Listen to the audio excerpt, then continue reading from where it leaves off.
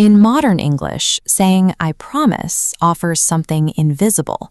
It is an abstract idea carried on a puff of air. Because human integrity is often unreliable, we have subconsciously assigned the trait of fragility to the word itself.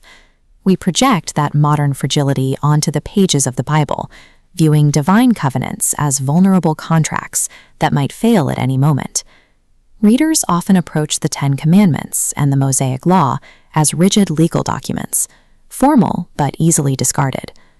Ancient Israelites treated a promise as a tangible, physical reality.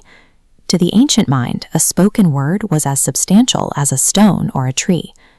Our modern linguistic filter hides the true weight, scale, and security of a biblical covenant. The primary Hebrew word for promise in the Old Testament is davar.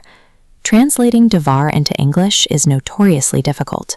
In the classical King James Version, the translators used roughly 50 different English words to capture its various shades of meaning. The most surprising translations reveal a physical core.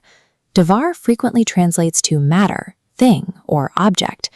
This linguistic overlap reflects the political reality of the ancient Near East.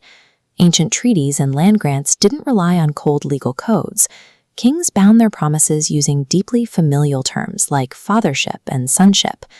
To the biblical authors, receiving a promise from God was as tangible and permanent as holding a physical object or being adopted into a family.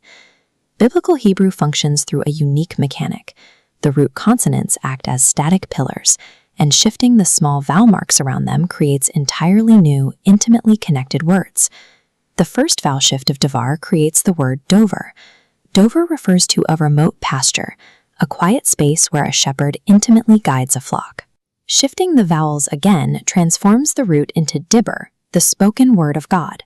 A final vowel shift creates the word devir, the inner sanctuary. This word family provides a literal linguistic map, tracing a journey from the physical world into direct, sacred intimacy with God. There is an exception. A much rarer Hebrew word for promise is omer, used by God only 6 times in the Old Testament. Shifting a single tiny vowel dot within the root structure of omer changes the meaning entirely. That single dot turns omer into the word emar. Emar literally means a male lamb, the specific animal required to seal a covenant and make it binding through sacrifice.